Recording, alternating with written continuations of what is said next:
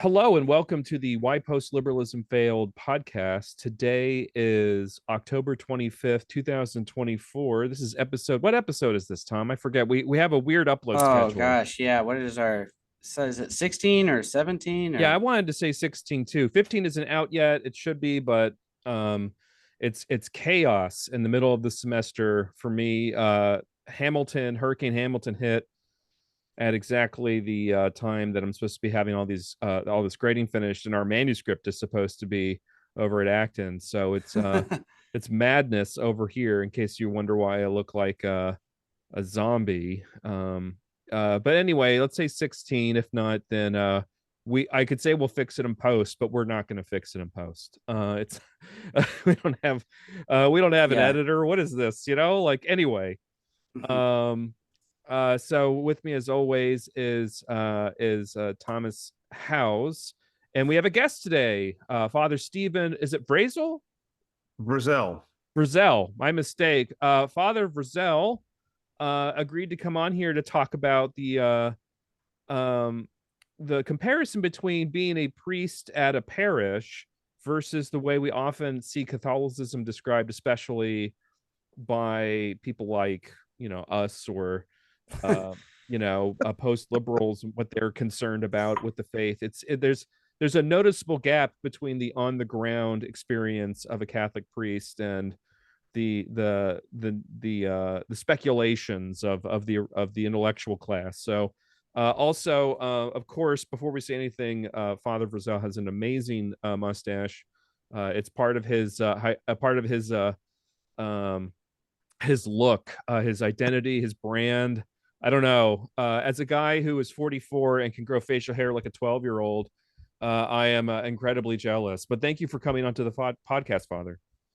You're very welcome. Thank you for the kind words. And yeah, I sort of am a bit self-indulgent as far as, having a quote unquote brand, or not even quote unquote. Literally, it's like a symbol that I have now.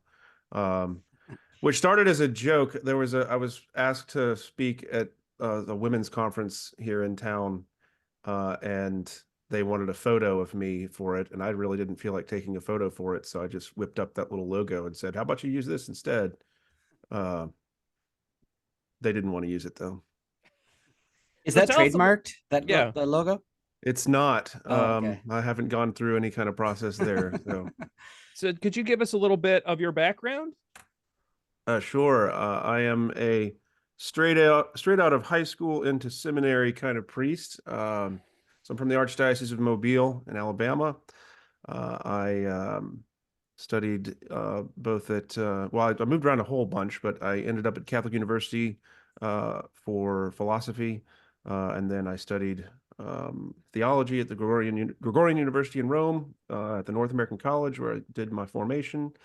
And then I was ordained a priest. I've been a pastor for 11 years now. This is my second assignment as pastor. I'm the pastor of two parishes, St. Mary's and St. Joan of Arc, both neighboring parishes in Mobile. One's much larger, has a school. The other one's kind of a smaller parish that was originally founded as, kind of a mission of St. Mary's. So they have a very close relationship, sort of historic relationship, and we kind of keep that going.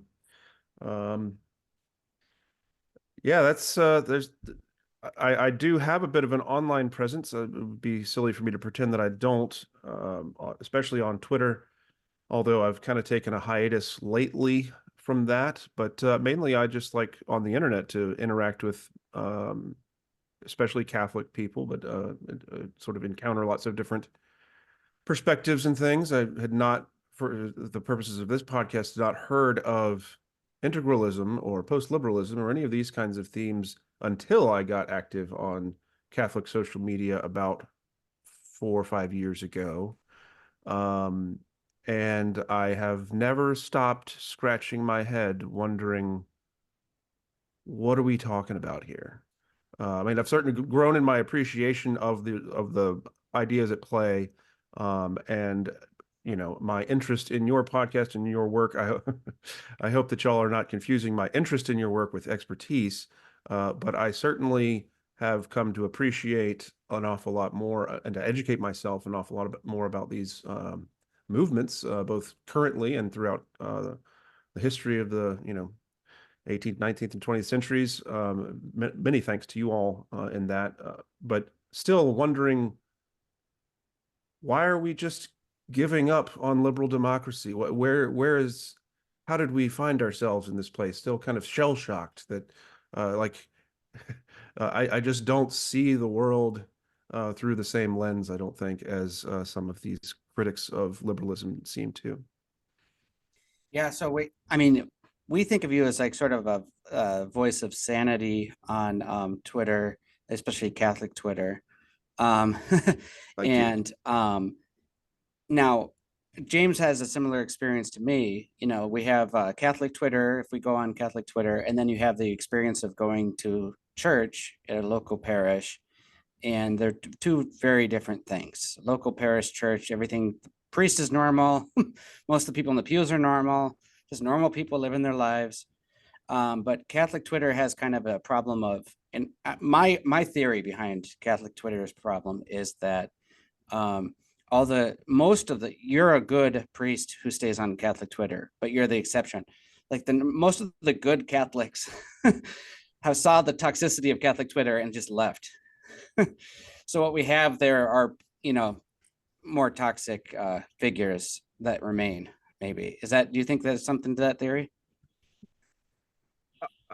I hesitate to cast aspersions, but certainly it's a rough place, and it is not representative of the population of the faithful, nor of any presbyterate I've ever had any contact with. There is a concentration of, but there's just a lot of voices that are, as I said, not representative of the real lived experience of the church, which is sad for all kinds of reasons. I mean, those sort of people are sort of stuck in that, for lack of a better term, community of ideas that are, I hate to use the word echo chamber. It's used all the time with social media, but it is an accurate or a helpful image of what's going on.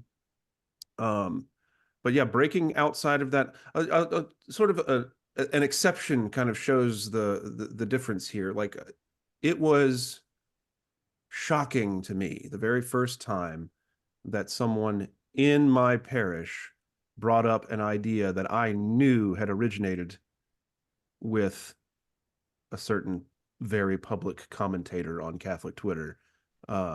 And it had sort of made its way back to that person, an older parishioner. She probably watches Catholic videos on YouTube, and happened upon some of these ideas. And, you have to sort of talk people down off of a ledge when they've been told, that such and such thing is this, like, if you're praying the rosary this way or that way, it's a sin. And it's like, whoa, pump the brakes. You mean to tell me you're praying the rosary every day? Great. That's great. What? So it's weird how, like, scrupulosity is a thing that gets galvanized in online communities, and it affects people, like, who come across it, and they think, like, it has happened with more frequency, but it's very rare where I have to, like, calm somebody down because of something they read on the internet. And I have to be like, well, no, that's not, it has never been the teaching of the church. I know it sounds like it. I know it's really close, but here's the real thing. I made the mistake early on, not realizing it was a mistake, like 4 years ago or whatever, of thinking that stuff that was discussed on the internet was very important, like theologically, right? Because, like, I have a bit of a little bit of an academic background, not to you guys' level, but I want to discuss ideas and I want to work through theological issues and things. And so when you get into these conversations on Twitter with perfect strangers or whatever, I start to think, well, this idea matters, or this is something that has to be addressed, and I'm going to make certain nobody in my pews believes this or whatever. And when I would bring those kinds of things up to people in the pews, they just have no idea what I was talking about. It was not something on their radar at all. So I don't remember what your question was, but I hope. Oh I've no, answered it's it. okay. That's very, it's interesting. No, that's and you said you studied because I actually know you and I went to seminary together for a That's couple of right. years. I was wondering if it And was. now Uh, I did not know that. yeah. Well, he was at Oh, we've Tom, gotten you this didn't tell far. me. yeah, I was at the North. We were at the North American College for 2 years because when I got there, he just was being ordained a deacon, hmm and then he was a priest in my second year there, and then that's when I left after my second year. So yeah, no, he was always very normal. Even in seminary, he was normal for among seminarians. Very, Oh man, that even kinder words there. Yeah, seminarians yeah, are a no, special I breed. mean, I remember when people would have silly, intra-seminarian debates. You were always sort of like the normal person who, guys, why are we fighting about this or why? That's the nicest thing anybody's ever said about me. Thank you. You also, I remember you and your buddies were the ones who played video games too. I remember. Yes, that hasn't stopped. Yeah. Yeah, no, that's great. Yeah, you had the mustache back then too, so that was identifiable. When did you start doing the mustache? So I started it right out of high school, everything right out of high school. It was pretty rough looking back in the early days. I did shave it just before diaconate ordination, and sort of started a new chapter of life. But then a few years ago, I dressed up as Wario for Halloween, Mario's evil alter ego.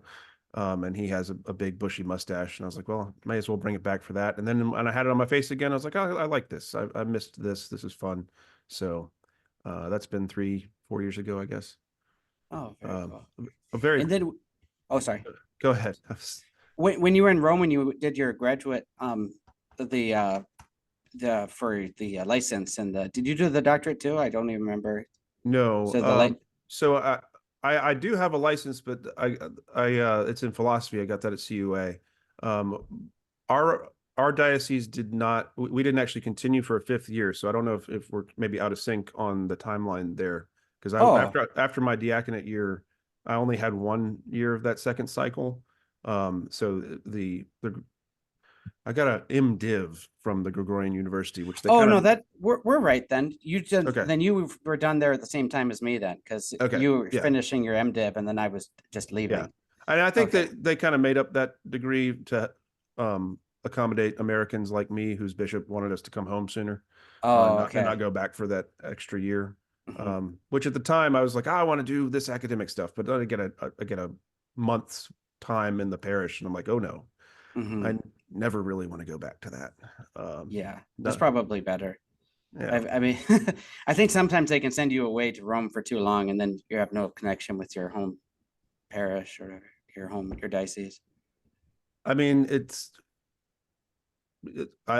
not, they're definitely not a general rule. There's an awful lot of really good priests that did that 5th year. So, Mhm. but it was not for me. Okay. You know. And so, okay, cool. So, but I can't remember for your MDiv, was your emphasis scripture or It was patristics, actually. patristics? Okay, so Yeah. what church father were you interested in? Very interested in the Cappadocian fathers, actually. Oh, But my little thesis that I wrote, was on Augustine and Jerome with regard to lying. oh, Yeah. what was the debate? Well, so they had a disagreement about, and there's letters back and forth, the interpretation of Galatians chapter 2, the argument between Paul and Peter, where Paul opposes Peter to his face, and it. I mean, gosh, it's been years now since I've really thought about that, even. But the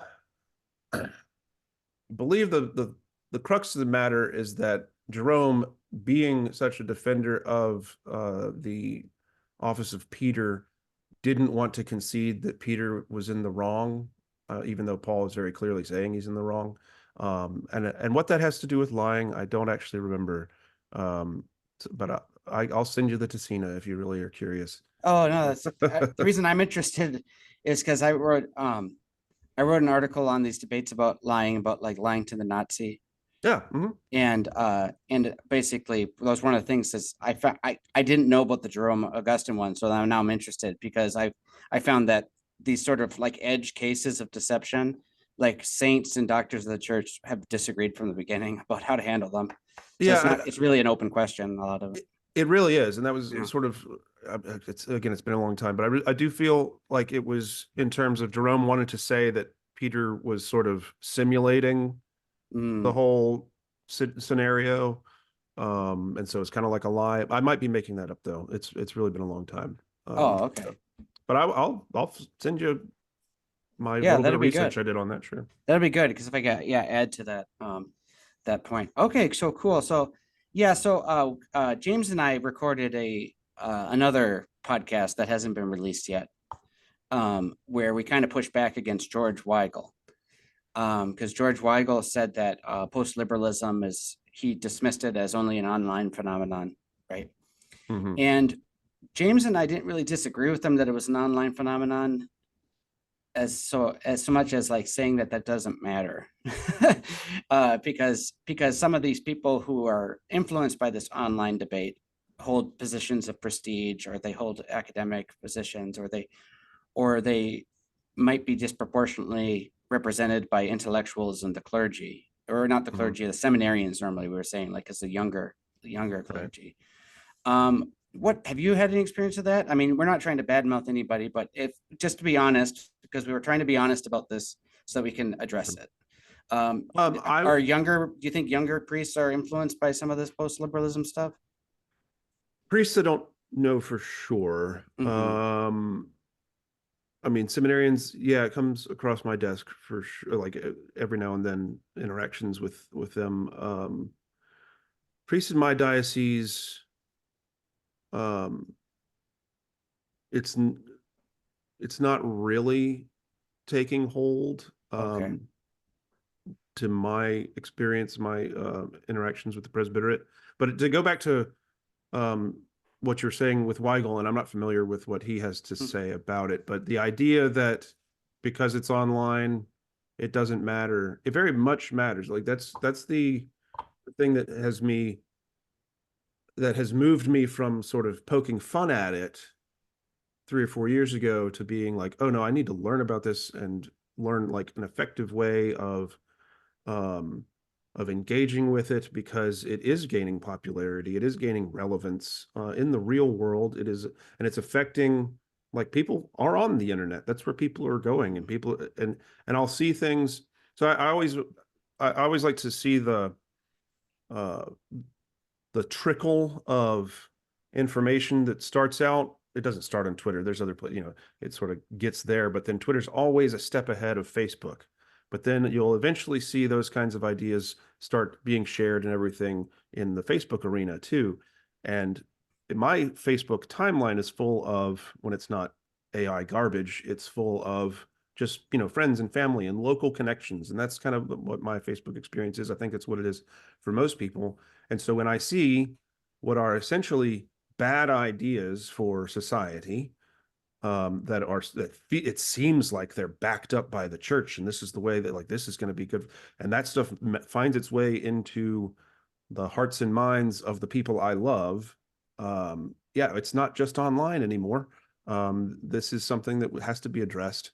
We have to be very clear about why it's wrong, and why we want to. I mean, gosh, I never thought of myself as having to fight for liberal democracy, but I mean, I kind of want to now, because there's this throwing the baby out with the bathwater mentality that is pervasive amongst the post-liberals. Yeah. Yeah, and it's just I don't know, James teaches at Ave Maria, and so that's a very big hub for like hardcore young Catholics, right? It's a Catholic Disney World over there. You don't like that? Prominent Catholic integralist thinkers as well that teach here, and so there's actually kind of like tussling between the political science department and the philosophy and theology department as a result.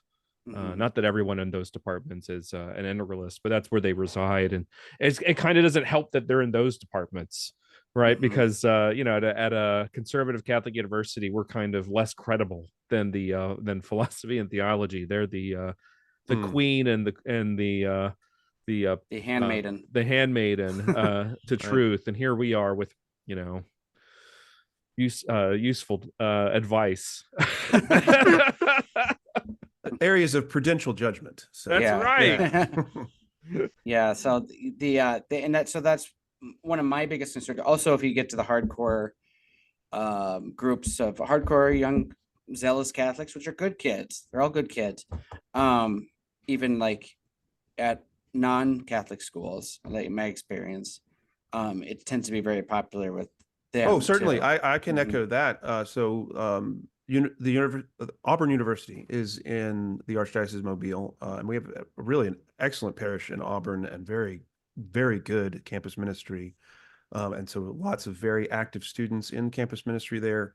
And then they come back home, and that's where probably most of my conversations, which are very few still, but most of my conversations in the real world about these topics have been with Auburn students. Mhm. So That doesn't surprise yeah. me. Yeah, that checks out with my experience too. And I guess my concern is because we're trying to play a balancing game here, right? We don't want to be a scandal.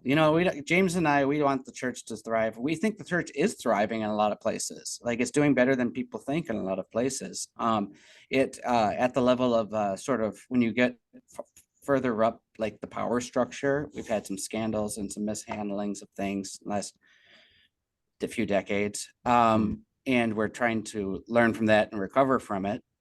That's a nuanced thing James and I've talked about a few times or whatever. But even then, there's always been the gospel spreads, and there's always great things happening. People are going to confession and they're finding new life, or they're coming again baptized, or they're going to church on Sunday and it's having a positive impact on their faith. And all these great things are happening, but they're not newsworthy things. And that's how like the whole history of the church kind of is, like the big, like the Albigensian Crusade is a big headline thing you're going to see in a history book. You're not going to see as much, the little things, the conversions and daily life of. Oh, sure, absolutely. The most important parts of my life right now are visits to the hospital, and just interactions. I mean, I heard within the past 2 weeks, I've heard confessions of hospital patients that it had been a long time since they'd been to confession, Yeah. So the healing happening spiritually and physically there. Well, I mean, not a miraculous healing on my part. I just mean the work of doctors and nurses, just to be clear. But then there's that. There's in the classroom, I'm teaching 8th grade religion this year. And so interactions with the students, like those personal interactions, this is the soapbox I wanted to get on as I've been thinking about being on this episode. So thank you for giving me the opportunity. I'm dead set against, obviously, the idea that we should be coercing people in any way to believe. That's, quite clearly not the way things should go. But that doesn't mean we don't have a responsibility to evangelize. And so how does that evangelization happen? The church's love affair, centuries-old love affair with temporal power and authority is thankfully over. Yeah. And we have to deal with the maturity that is asked of us, the responsibility of presenting a vibrant experience of the faith, letting people, like actually introducing people to Jesus Christ rather than grabbing hold of them and making them look at him. And that's a lot harder, and it requires, there's no systemic way of making that happen. That it requires individuals to ourselves to devote ourselves to a life of prayer and love of the Lord and our own personal conversion, so that when we interact with people who do not believe or who are challenged in their belief for whatever reason, they see us as a reason to believe. That's the way that the apostles brought people to Christ. That's the way that the early Christian martyrs brought people to Christ. I have my 8th graders have a test this afternoon. One of the things we're talking about is Tertullian, the blood of the martyrs is the seed of the church. So, I mean, I think a very pressing question for everybody to consider is, what did more to glorify God? What did more for the good of the church, for the body of Christ, for Christians? Was it the death of the martyrs or the conversion of Constantine? Not that we have to pit them against each other, but the church was doing okay as a church without all of that extra outside help. Yeah. We can be faithful to Jesus Christ always. And so the idea that we need to have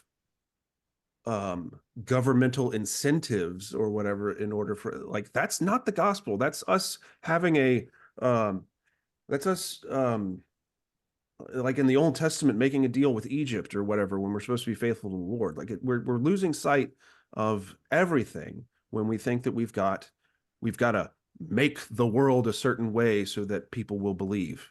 No, that was never the gospel. There's this funny passage that I've just been recently teaching from Tocqueville on why Americans don't believe in general ideas. General ideas here meaning like easy explanations for why things are the way they are. And it's funny that he's talking about this when it's the 1830s in France. And so this is where you have people talking about like, well, the reasons why the monarchy fell apart was because of the Freemasons, right? And all these kind of goofy ways of thinking. And he says the reason why Americans don't end up believing that stuff as often as the French do is because they have to govern themselves. And so they actually get to learn in the process of governing themselves what the real causes for things are. And it turns out it's not like a cabal of Judeo-Masonic conspiracy actors, doing things. It's actually because nobody in the department that they were overseeing actually knew what they were doing.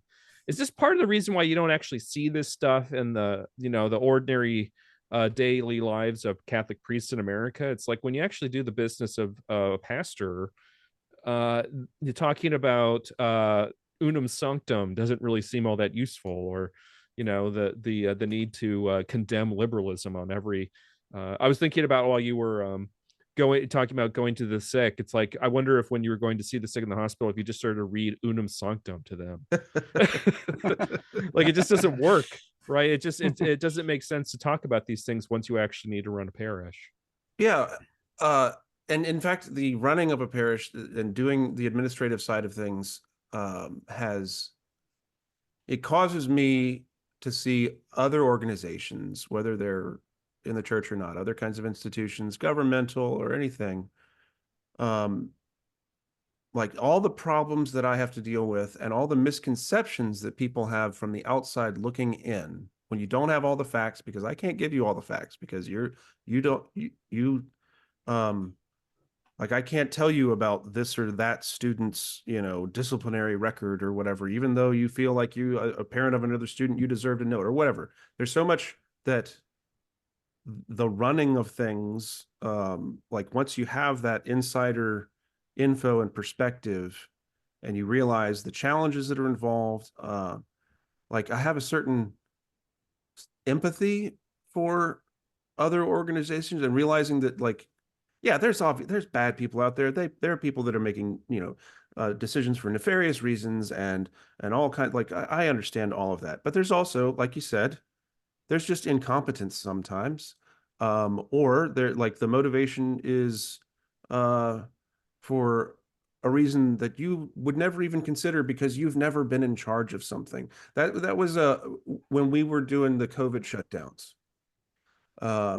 And just the tremendous anger, frustration, which I get it, that people had, that, we weren't having public mass and people couldn't get to the sacraments. In the back of my mind every single time, but I never played the card because I want to empathize. I sympathize with people's position and their frustration in the face of all that. But I wanted to say, I am actually responsible for the 500 people that are going to come to mass, this public mass that you want to have. And if they get sick, I made the decision that allowed that to happen. Like, if I give you the thing that you want, like, you don't actually have to pay the consequences for it, but it's my responsibility. And so you might not agree with it, and you might think that I'm doing it you might come up with any kind of narrative in your head for the reason I'm doing it. I'm just doing it because I have a responsibility to every single person that comes through this door, certainly for their salvation. That's what my job is, but also for their safety. And it was very difficult to communicate those kinds of ideas to people who aren't in those positions of, lived routine, like being in charge of groups of people. So I'll just fizzle out there. And So, no, that's very insightful. That's in the last few years also, so with Pope Francis, in the last 10 years or so, I've had this sort of divide between me and my conservative Catholic friends. And I'm pretty much a conservative Catholic. I mean, I'm Orthodox. I've tried my hardest to be Orthodox anyways. But I have this divide with them about sort of Pope Francis, in the sense that, like, Pope Francis isn't a theologian like Benedict or John Paul II. That's just not his thing. He's more of like, sometimes he's not as clear when he says things or whatever, because he's just, talking in ordinary language, and he's more of a pastor, and his strengths are different than those popes. He's got different strengths and weaknesses. But like a lot of the times, like some of these more pastoral measures that he has, maybe it's because of my formation in seminary, and I used to have to think about maybe being a priest someday and how I'd react to the people there, and also the formation you get from seminary. For me, it just seems a lot of times like sensible things to deal with parishioners. Like, it gets kind of messy at a parish level with people of differing levels of faith, and and different levels of situations that they're in, and whereas like my lay conservative Catholic friends are more like, oh, how can he say that? It's going to cause all this, whatever. Yeah, I don't know. What's your perspective on that? Do you have a similar perspective on that, or what do you think about that? love that you're asking a Catholic priest to comment on the Pope. No. I know that he's not going to say anything scandalous here. Yeah, here's a giant football field filled with landmines. We're going to put you right in the middle. Yeah. And you have to run out. All right. Well, check this out. Okay. Uh-oh. So first of all, with Pope Francis, the thought that's been coming to me a lot over the last year or so is just the fact that we all know priests like Pope Francis. Exactly. It's like every Jesuit priest I ever know. This is not like it's not news that that he would speak or do. Like, this is just, we all. And let's go back ages ago and talk about Amoris Laetitia, and the accompaniment with couples who were in irregular marriages. I don't want to hear your opinion of that if you've never had to tell a couple, or like just a woman who's in your RCIA class, OCIA now, sorry, who, like, that she cannot come into the church at Easter because her husband, who is not Catholic and not interested in becoming Catholic, he was married previously before, like, he has to get an annulment before she can receive the sacraments. If you haven't had to deliver that bad news, and I've had to do it, and I do it because I'm faithful to the rules matter and being in a regular marriage, all that stuff. Like, I'm a company man. I believe, like, yeah, sure. But also, I would rather keep that woman in the church in some way. I would like for the lines of communication to endure through that struggle. And so there does have to be some kind of accompaniment, some kind of walking with that person, some kind of way that we can continue to communicate and let her know that she is loved by Jesus and has a place in the church. And the situation she finds herself in, like the heroic stance of telling your husband, and honestly coming to a conviction yourself, that because you desire to be in the Catholic Church and receive communion and to receive the sacraments, that we're never going to have sex again, right? Like that's what we're asking people to do. And like, I don't have sex. Like, I get it that we can ask that of people. It's asked of me. But it's such a big jump for somebody who has simply come in and expects to be loved and wants to be a part of something and is interested in what we have to offer. And then we say, this is what it's going to take. It's very similar to me, not theologically speaking, but it's at least the impact would be like with the Jewish Christians and Acts of the Apostles demanding that Gentile Christians be circumcised. Like, that's a big ask for an adult to submit themselves to that. And you can see why St. Paul gets so strongly defensive and saying, no, that doesn't have to happen. I'm not saying it's analogous totally to the marriage situation, because there's some similarities. It does. Yeah, there's the impact that it's going to have on somebody when you say, this is what it's going to take. And that's never been a part of the conversation. That's the pastoral reality, the impact on actual people. So again, that's the conflict between the rules-based Christianity that wants to say you have to order your life this way, and I'm a follower of the rules, versus, though, the personal interaction. Like, what's the thing that's going to save somebody? What's the thing that's going to bring somebody to Jesus Christ? It's not an imposition of rules. It is a personal encounter with Jesus Christ through his hands and feet, the members of the body of Christ, you and me. And we have to love people. And if they're not loved, we're not doing our job. And you can have all of the temporal power and authority that you want, but if we're not doing that, then we're not really faithful to the mission of Jesus Christ. We're not faithful to our calling. Yeah, we don't need the exercise of authority. We don't need to pretend that that's even a good idea or on the table when it comes to bringing people to Jesus. It's just not. It's not the way it's ever supposed to work.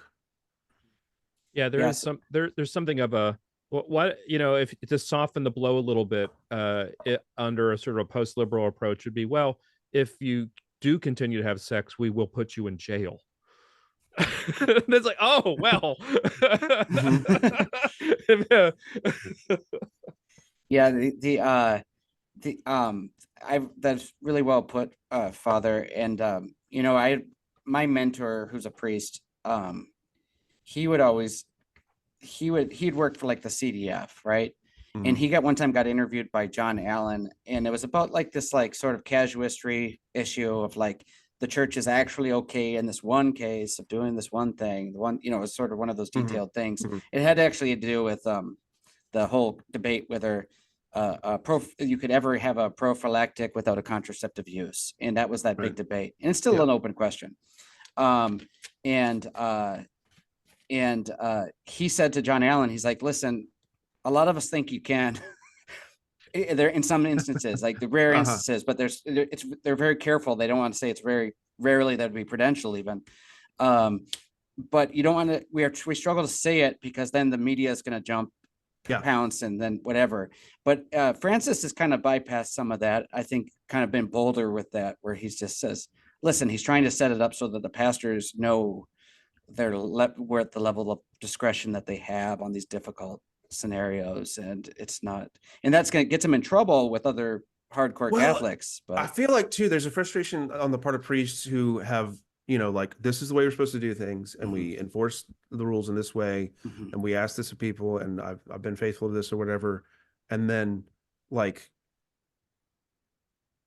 does it like undermine that whole thing of being like, well, actually maybe there's situations where every individual is different, every case is different, and like you have to get to know people, and you got priests who are like, but I want it to be this way. I kind of lost my thought there, but it's like the freedom that pastoral consideration brings, again, not to encourage people to live a life of sin or duplicity or anything like that, but just the freedom that a priest ought to have in ministering to his people is something that I think some priests might be afraid of. Just like I think priests, like there are a lot of people who are afraid of the freedom that the Second Vatican Council brought, that we kind of opened up the doors to a lot of things. And there were some bad decisions. There was some weird stuff that happened in the church, liturgically speaking or whatever. But it's good that we've got a little bit more space to operate now. I think in the lived reality of parish life, it's pretty nice that that we've got more than one Eucharistic prayer, for instance, to say. The fact that I have 6 a.m. Mass almost every day of the week, and certainly on Sundays. It's nice that I don't have to do the Roman canon at 6 a.m. Mass on Sunday, that I can do Eucharistic prayer too, even though the missal says you shouldn't do it on Sundays, but for pastoral reasons you might. And the pastoral reason is that it's 6 a.m. and I've got nurses that need to get to the hospital, right? Yeah, that's a good pastoral reason. Yeah, it's a great pastoral reason, and people badmouth pastoral reasons as being excuses for, like, cutting corners or whatever. Some corners are meant to be cut. That's not bad. Yeah, no, I with the issue of this a couple of years, how long ago was it, this thing about they were trying to give advice on pastors dealing with people of same-sex couples in their it was last year, I think. Last year, I think, right? It was last December. And when I read it, I was just like, yeah, I mean, that's just, because they were very clear, this isn't blessing a union. It's just, how do you bless these people? Yeah, let them know that God, you're praying for them, that you wish them well.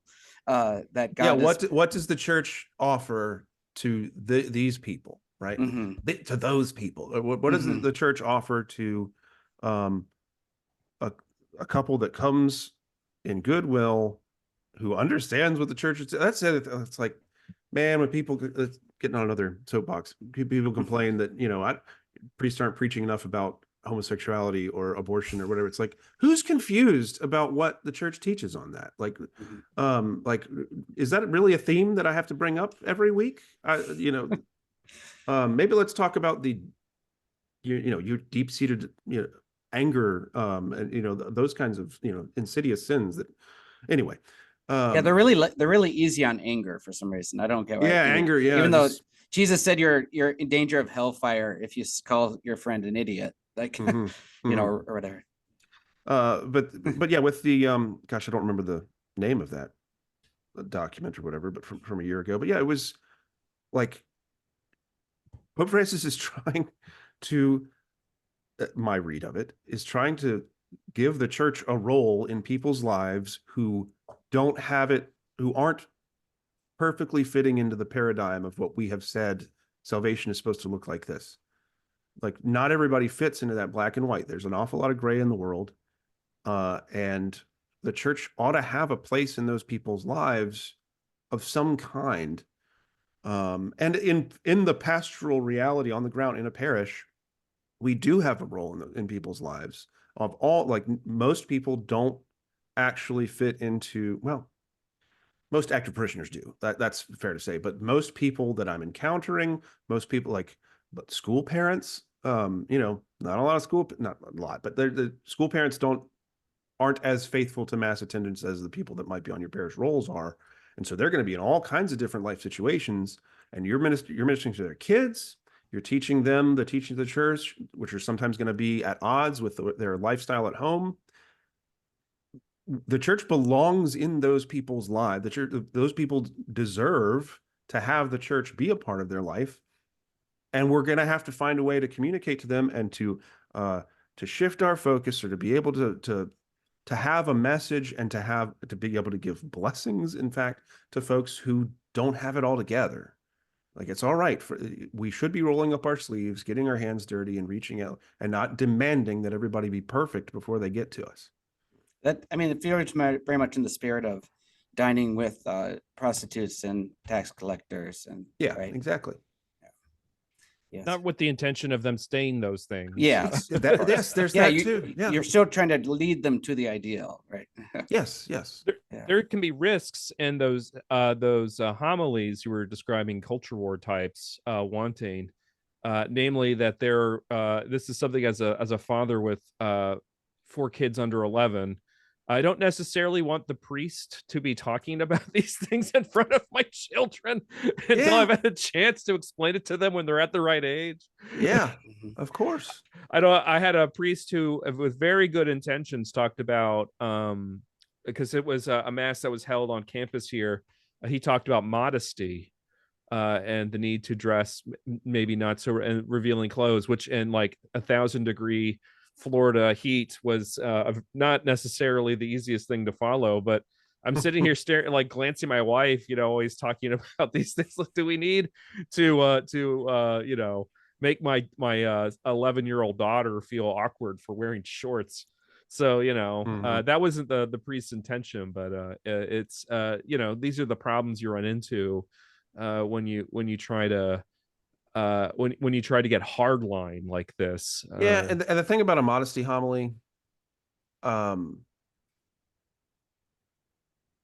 it's sort of like an abortion homily, okay? In that there will be someone who's listening to that homily that's never going to talk to you afterwards, but for whom it hit hard in all the worst ways. I preach a homily about an abortion, or about the abortion being wrong. There's a high statistic probability that there are women who have had abortions in that church listening.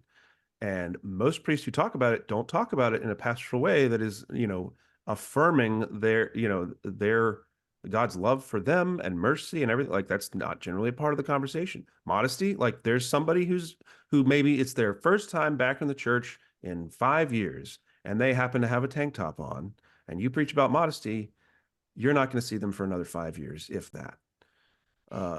Like, there are certain topics that I don't talk about, not because I'm afraid of it or whatever, but because there's bigger fish to fry, number one, but also there's always somebody in the crowd for whom that's going to be a dagger, and it's going to make them feel unwelcome.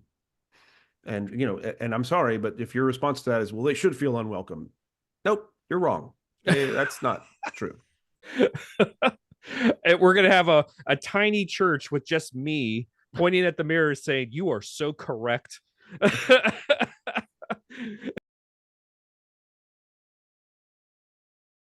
Post-liberal dynamic is it's sort of in a subculture of Catholics in this, have this sort of, it's like a mark, and God loves them and I'm friends with a lot of them. But I think it does come out of a sort of, and I don't know how to do anything about this, because it seems like the hardcore enlightened part of any group is going to be the one that grows the most, right? And so it's great that they're growing and they're hardcore. That's great, and they're probably, it's probably really good for most of them in their salvation and everything. But like, I think the part where church leaders like the priests and stuff have to step in with that is, it can create the sort of exclusive elite mentality where we're over here, we're the real church over here, we're gonna have our Latin mass over here, like the 10 of us, the pure ones, and we're going to be really honest every week about what we teach. And we're really vocal about the hardest core things that we teach, and we're all going to nod at each other that we're the hardcore ones that agree with this.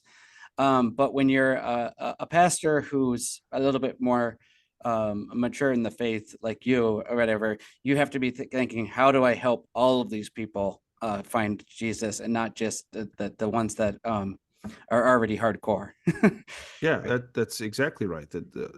I mean, I want to and do willingly minister to the folks who are already there, or that are showing up and doing everything right or whatever. Like, so happy that you in fact share a love for the church that I have, like that. So of course, but you're also not my highest priority. Like, there's you're part of the 99 at that point. Not really, everybody is actually the lost sheep, but but you're part of the 99, and I've got to go and seek out the lost sheep. And so don't, I was just teaching, actually I had to cover for 6th grade the other day. I was just teaching Luke chapter 15 to them, and the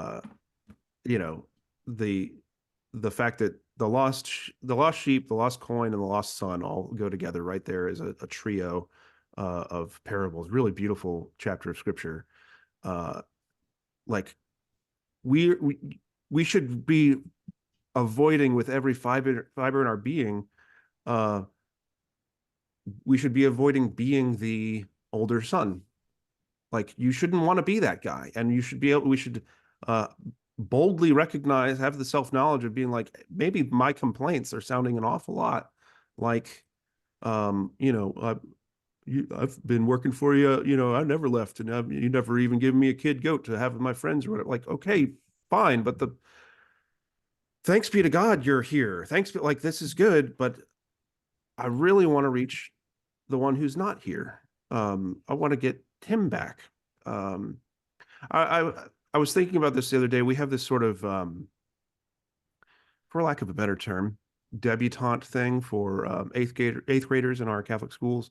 That they have this banquet that was earlier this week, and the way they do the banquet currently, at least, there's like the kids kind of sit at their own tables, and the adults are kind of separate from them, and you know, you have that many eighth graders.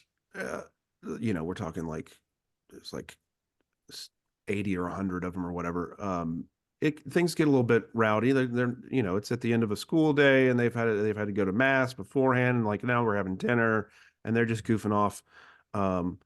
But they were being a little bit disrespectful of the speaker and everything, and so I was kind of like getting the eye of my kids and being, you know, letting them know that they were being watched and everything. But I was thinking about it, that the mark of a student who is like well formed or whatever is not that he would behave in my class. I can make certain of that. I can, like, you're not going to get out of line in my class. There's going to be consequences for that. We're going to, like, what would really be success is if they were behaving when I wasn't watching, you know, that if there would be, again, that freedom is very scary, to let people have it, to let people be able to make that choice on their own. But it's necessary for real growth. And that happens, that's on the personal level, but it's also on the level of the church as well. And so the space to operate, the freedom to be able to really choose something. I mean, God is very courageous in having given us this freedom.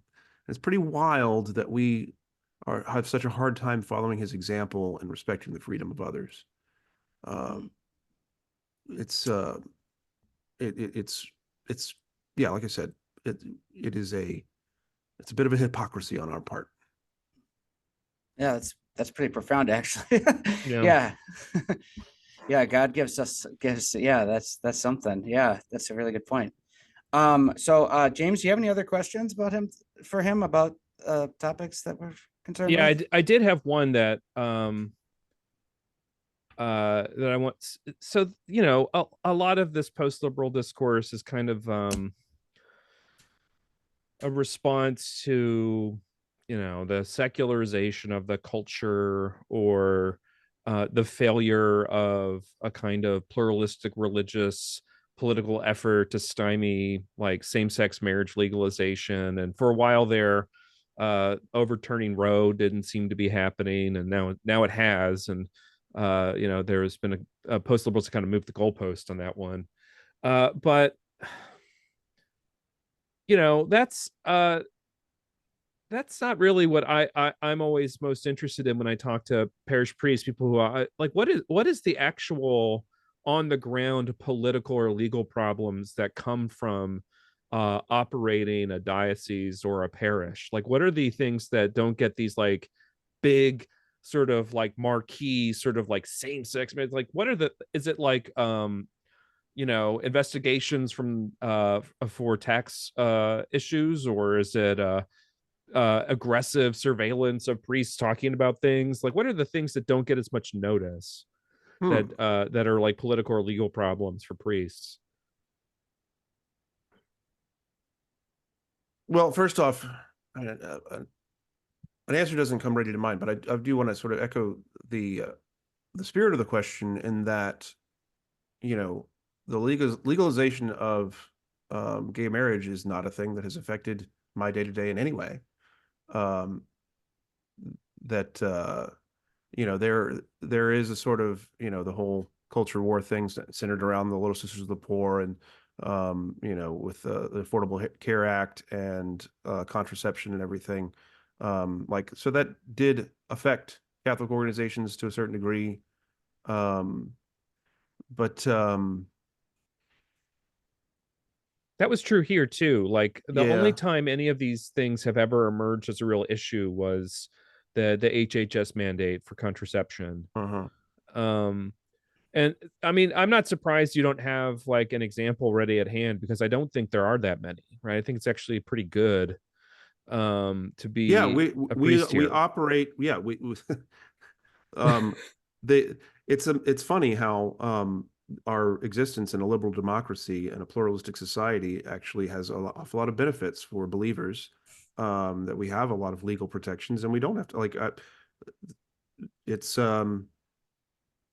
I mean, yeah, the we had a famous, somewhat famous case, I guess. I don't know how far outside of St. Lines. There were articles written in other languages about it, but we had a priest scandal last year, about a year and a half ago, I guess, now at this point. Um, and there was, certainly a lot of, questioning from police about, his known associates, who a lot of them were priests and things, or not the police, but, the district attorney, and the whole investigation there, with the sheriff's office and all kinds of things, because it had to do with a priest who left the country with a young woman who was of age at the time. So it was a very complicated case, legally speaking, and but I mean, that's such a, thank God, rare kind of situation and case, and I would hope that the civil authority would be involving themselves. But that's not trouble that we're getting. That's one of our own caused a major trouble, and it's good that we would have those kinds of, the civil authority ought to intervene in those kind of situations. So, yeah, when it comes to, you're right. The question is asked well. There's not a lot. I I like it when people tell me I'm right, Father. So I consider this a good answer. All right. So I just if you guys don't mind if I change the subject a little bit, I just think the audience would be benefit from knowing a little bit more about Father. The Father's a very talented guy. Now, Father, you're a musician, aren't you? Yes, I am. Yeah. My, where would you like to go with that? Oh, okay. So you're a musician, right? Because I remember in seminary you would play the guitar sometimes, right? Yes, and so if we've mentioned Twitter, my Twitter handle is Keytar Catholic.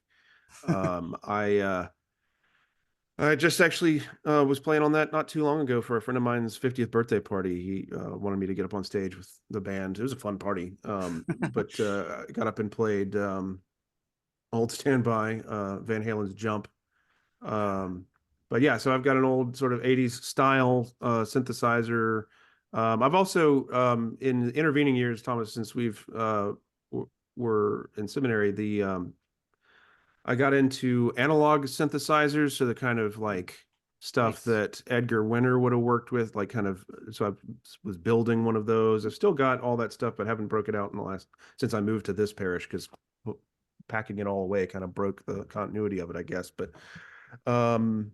yeah, so that was a fun little journey to kind of learn a little bit more about how sound is made and everything.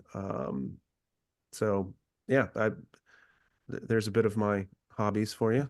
Oh, that's awesome. Maybe we should next time make some time if we have you on here again, just have you perform a little bit for everybody.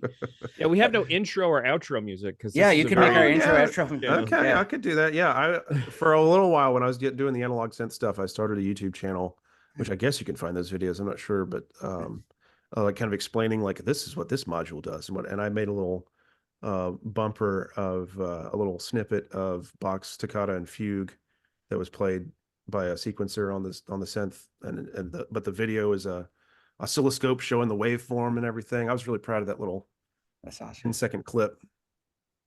Did you now I might be off on the years when you were there and when we overlapped, but I remember you performing sometimes for the whole group, like in the sort of rec area that we had. Or Yeah, whatever. we had a cover band. The three of us. And one of Was the Mark guys. Baumgartner in your band?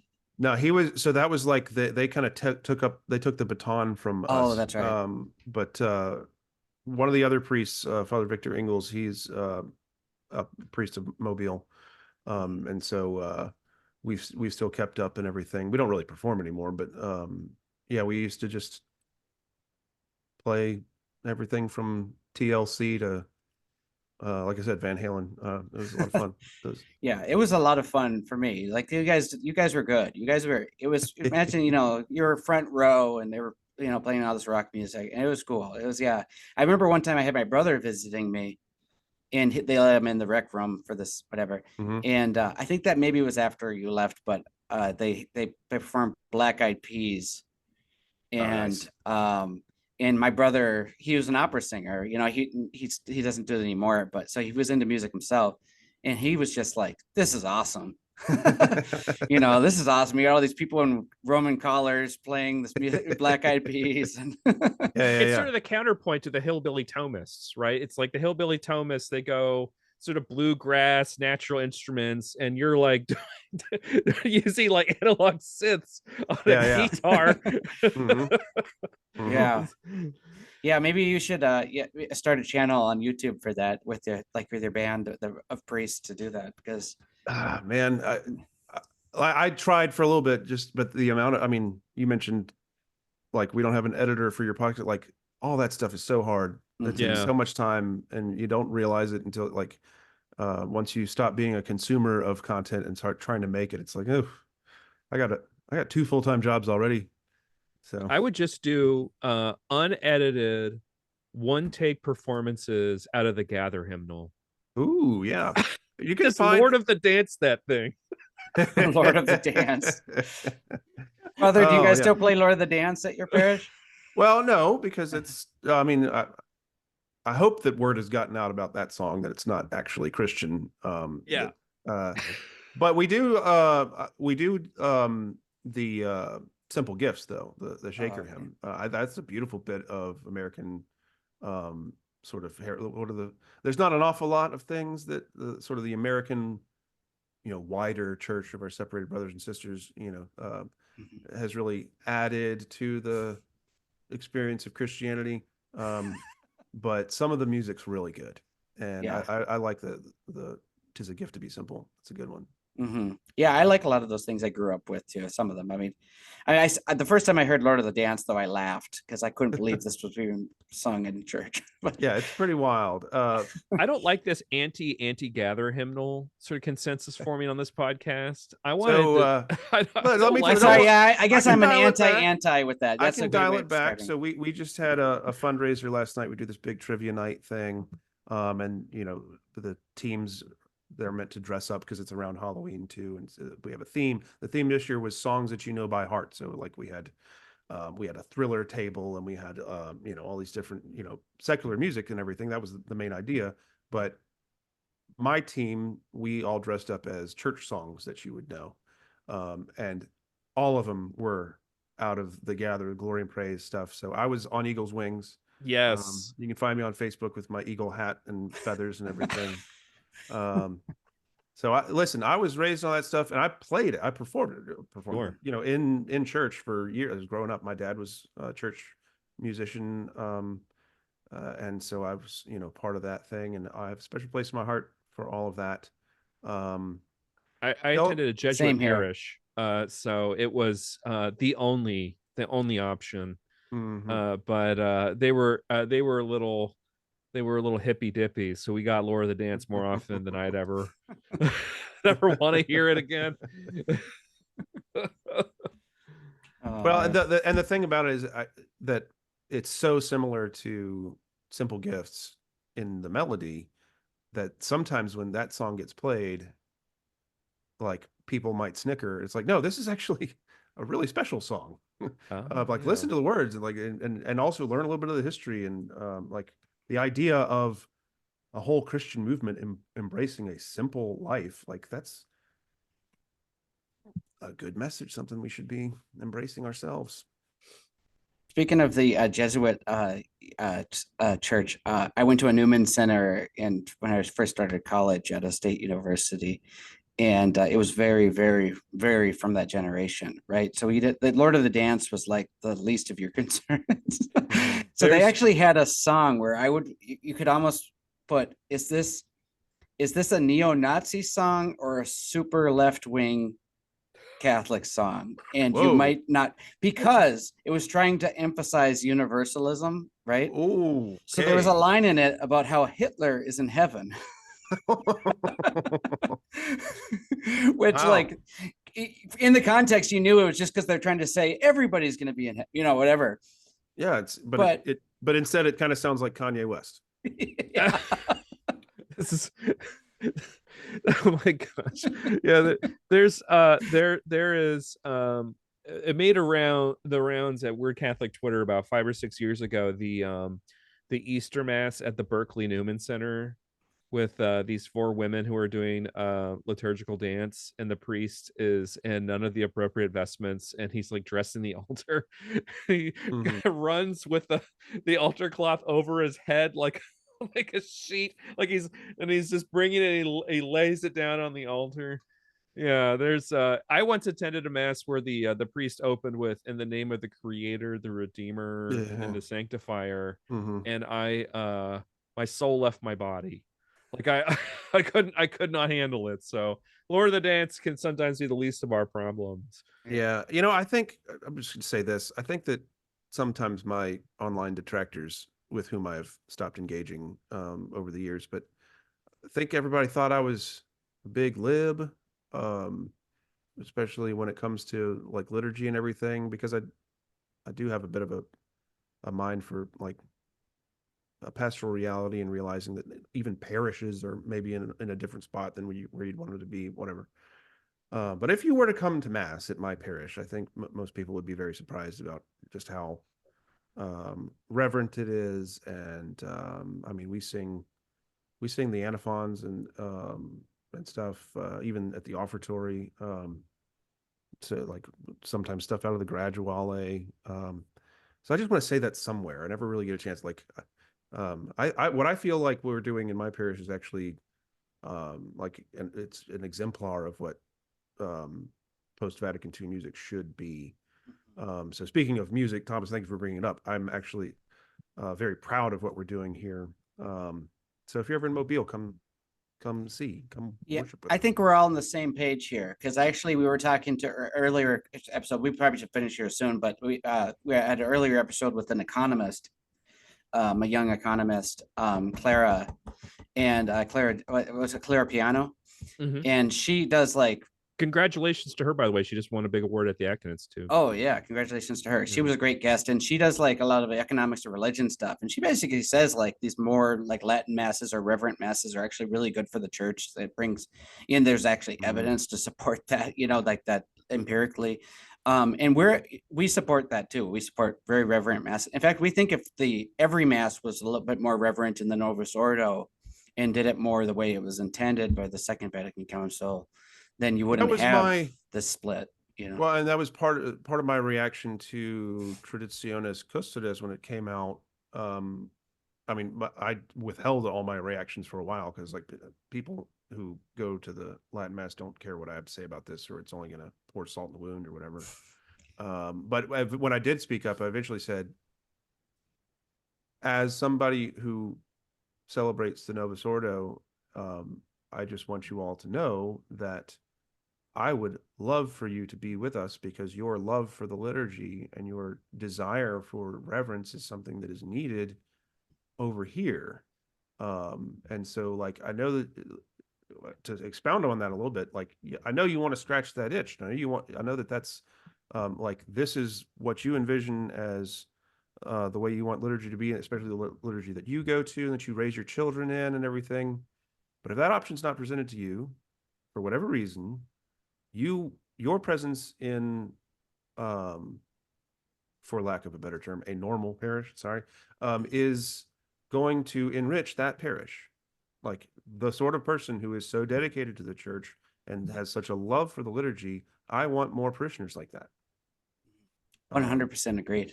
Yeah. Yeah. That's probably slowed down the correction of bad liturgy, is having the people who care about it leave. Yeah, exactly. There was any critical mind just went someplace else.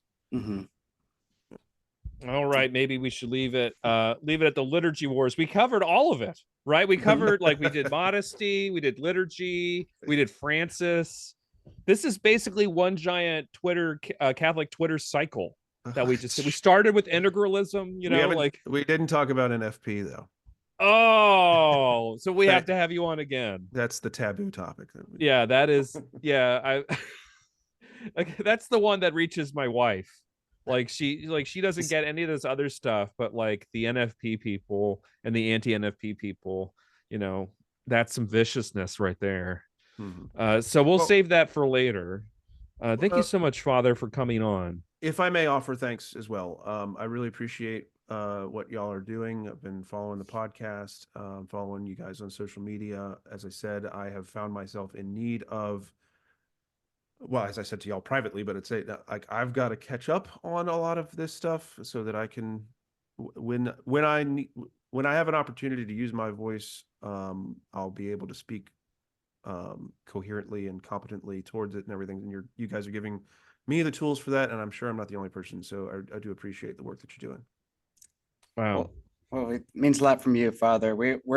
You're giving us a lot of hope, hearing all these great things happening with you and your parish, and that there were a great example for people, that there are great priests out there doing great work. So. All right. Thank you so much, Father Stephen. Vrazel, don't forget to like and subscribe. Hit the bell icon for more. Follow us on Twitter at why Postlib and we're also on Spotify and Apple Podcasts. We will hopefully have a more regular upload schedule as things sort of chill out here, although watch for more hiccups when the finals roll around, and then things are going to get really interesting. But yeah, please send help. Please send help. Please send specifically graders and teaching assistants, money, cigars. Thank you so much, everybody. We'll see you next time.